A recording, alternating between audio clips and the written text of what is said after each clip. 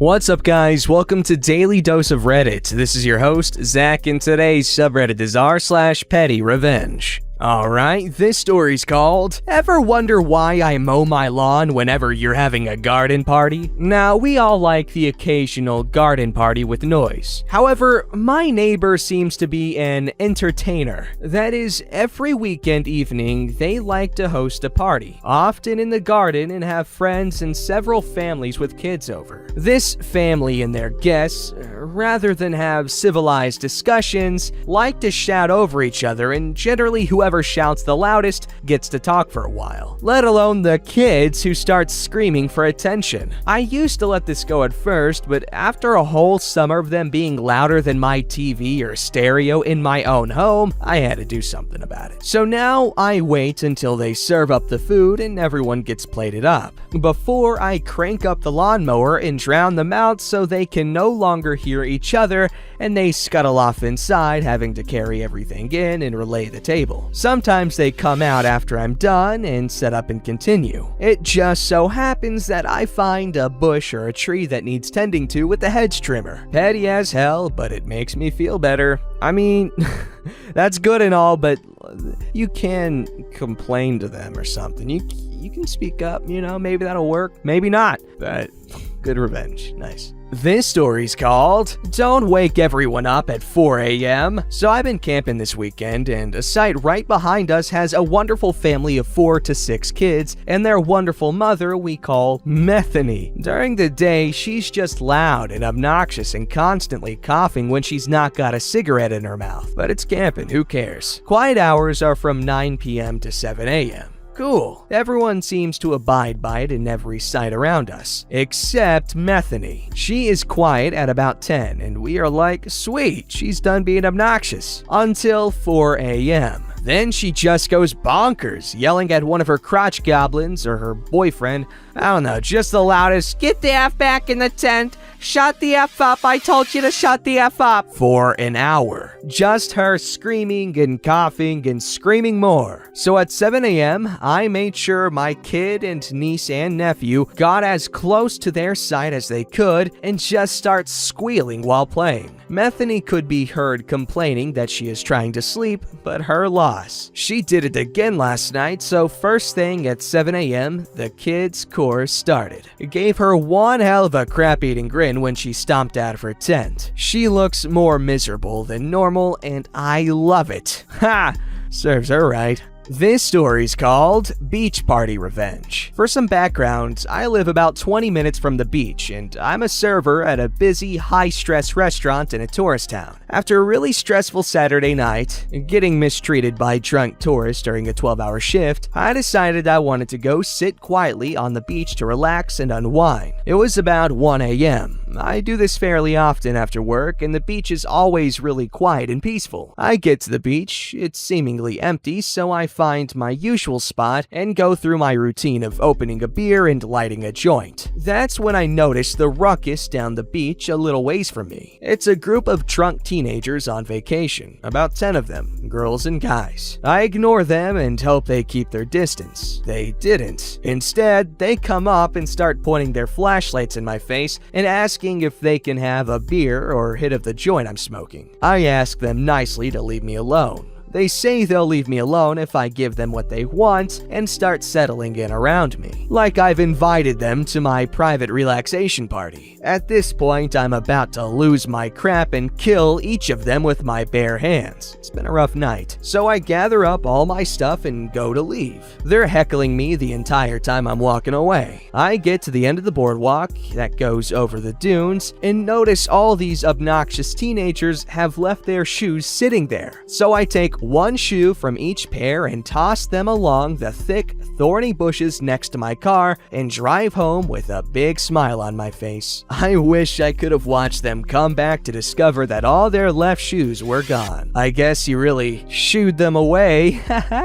This story's called Car Problems Suck, especially if you piss off someone creative. I served in the Marine Corps for 4 years during the Iraq-Afghan wars. I had a cushy job at the division level, in an admin unit. Things were great for the first year I was there. Then Fishy, not her real name, came back from a 45-day deployment. She was sent over to finish off the deployment of another female Marine who had gotten pregnant. Fishy went over as an E3 and came back as an E4 with a combat meritorious promotion. It was common knowledge that she earned her promotion on her knees with a few officers, but that's beside the point. As an E4, she had a modicum of power over anyone lower rank, and she was a vindictive bimbo. She immediately singled me out of our units because I used to give her crap when we were the same rank. Suddenly, I had all sorts of extra duties, white glove inspections of my barracks room, and the worst was she argued against me taking leave to visit home. Based on her report of my non-existent failures as a Marine, I had my leave denied, and I began to plot my revenge. We had a 4-day holiday weekend coming up, and Fishy made it known that she was driving from Cali to Arizona to meet a guy that she had met online. She was taking off right after work ended, and had her car loaded up and ready to go. Knowing that she always gave me crap details, I waited till the last hour of the day before the long weekend. When she informed me that I had to go to police call, pick up trash, the parade ground that was between our building and our meager parking spots. As I did, I meandered over to her car and put a tiny pebble inside each of her valve stem caps on her tires. Tightened just enough to barely hear a hiss of leaking air, but not so fast as it would be noticeable. Quitting time came and she ran out, jumped into her car, and took off. I walked to my barracks and laughed my ass off. She never made it to Arizona that weekend, as she was stuck in Southern California traffic on the freeway with 4 flats about halfway to San Diego. Jeez, that's honestly pro-revenge, if we're, in my opinion, because that sounds like a terrible situation to be in. This story's called How I Failed to Iron to the Specified Standard Over a Significant Period of Time. So having put the cat amongst the pigeons with my post on my China choices for tea, I thought I'd share another of my petty revenges with my husband. This one happened when we have only been together for a few months. Background: I hate ironing. I see it as something that is an ordeal that should be avoided at all costs. I have always hung things on coat hangers to dry so that I have to iron them, or don't have to, I'm assuming. Hubby hates ironing. He was in the forces, both Army and Air Force, and has given himself a very high standard for ironing. Story: Hubby and I had been living together for about 2 weeks when this happened, 3 years before we married. Hubby asked me, before I was working part-time, if I would iron his shirts and hankies for him. I expressed that this was, in my opinion, the task from hell, and that whilst I loved him very much, this was a surefire way to end our relationship. Hubby begged me to do it as he was shift working and was very tired after shifts and traveling to and from work, whilst I worked literally 5 minutes away and worked 3 days a week. He would do all the washing on his off days if I would do the ironing. Would I just give him a 3-month trial? I was talking about this to my mom, who I knew hated ironing as much as I did. She said that after my father told her that she didn't iron properly when they were first married, at this time 45 years earlier, she had put tram lines up his shirt sleeves ever after. So I ironed hubby's shirts, trousers, and hankies relentlessly for 3 months, putting the most horrid extra folds in places you wouldn't think you could put folds into. After 3 months, he came to me in absolute frustration and said that I was right. I had no ability to iron a shirt, and there was no point in me doing it anymore. So, could we swap? I would do the laundry and he would iron? I grudgingly agreed. Aftermath: about 7 or 8 years later, my mom let it slip to my husband about the tramline ironing. Hubby said that he had hoped I was sabotaging his ironing rather than I was really that incompetent. He also admitted to me and my mom that actually the real reason that he hated ironing was because he didn't iron to his own standards. Oh, and he ironed irons all my t-shirts because he hates that I don't think it's necessary and they annoy him. I never asked for that, he just does it. I happily repay by washing all the clothes and folding up the clean clothes and putting them away. He is very happy with the situation. Okay, well that's good.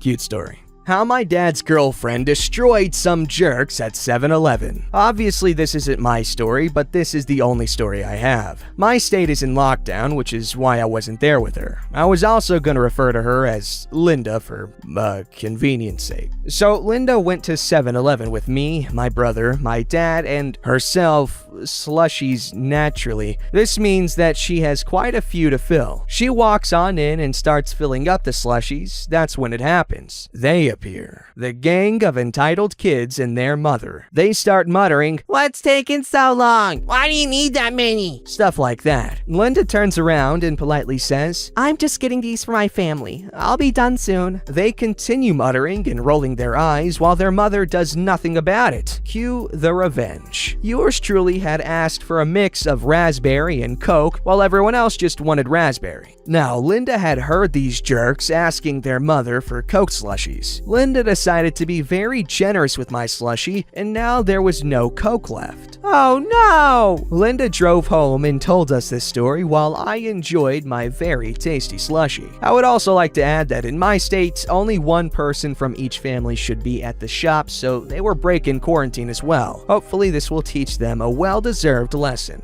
Okay, now I'm just thinking about slushies, you jerk. This story's called Shouldn't Have Cut Me Off. One of the things I hate most, especially when shopping, is when people choose to deliberately cut you off or stand in your way. This happened the other day to me. I'm heading to the supermarket. I walk into the shopping center and I have to literally start walking backwards to the travelator because of a couple of idiots with children who chose that moment to block the top of the travelator. No matter, I eventually squeeze past them to get off the travelator and they give me a foul look. I do my other shopping and then head to the supermarket. I got to grab a trolley when guess who decides to push in front to grab a trolley? You guessed it. The idiots and their children. I go to the produce section and go to grab a bag to put some apples in. The bags are in front of the pears, and guess who decides to stop and stand right in front of the bags?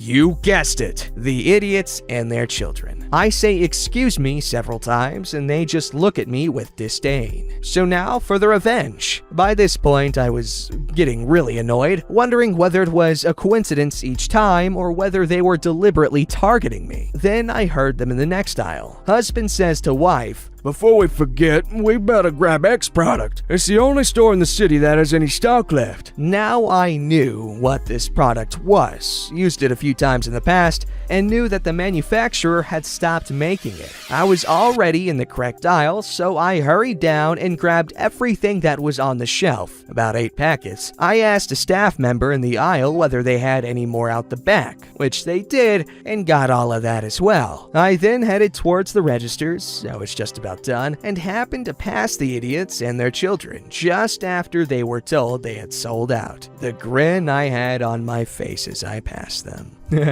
That's a good one. What if it actually turned out to be vital to their survival and you just killed them? Wouldn't that have been funny?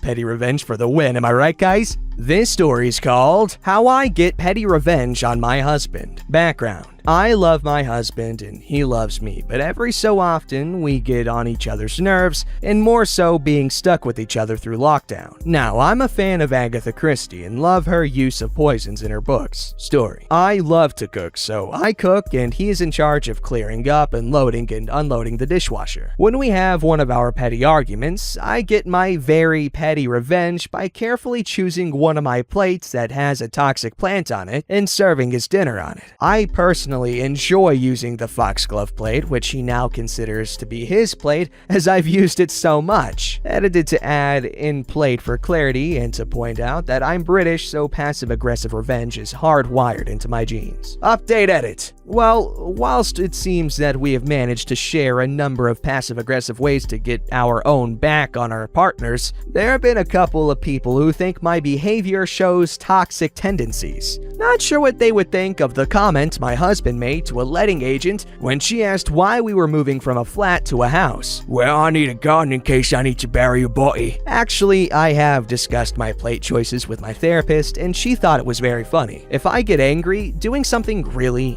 petty but not obvious will get it out of my system by laughing at myself, and the situation is a good way to deal with things. It's a great way to deal with anxiety. There is no real issue between my husband and myself, and we have a great dialogue. However, when you are cooped up with someone 24/7 for 6 months, little things annoy you. This way, I get to vent my thoughts and put everything into perspective. I have qualifications in counseling, NLP, and CBT, so I know exactly what I'm doing and why I do it. I don't blame my parents for any of my behaviors. They are mine, and I own them. I know their origin and have been raised by a very narcissistic parent. I strive to be a better person. As I said at the start, this is a very petty revenge, and in its way, very passive-aggressive and British. To those of you who enjoyed my post, have a great day. To those who need to have an argument over my behavior, I'm sorry that your life is so boring you have to look for an argument where there isn't one to be had. This is what it is. My very petty revenge. I hate how she had to defend herself. It's harmless. It's cute. It's funny. And it's obviously, there are way worse things she could do if she's annoyed over something. Like, come on, people. Stop being so sensitive. Don't forget to like, subscribe, and hit that bell to never miss an episode.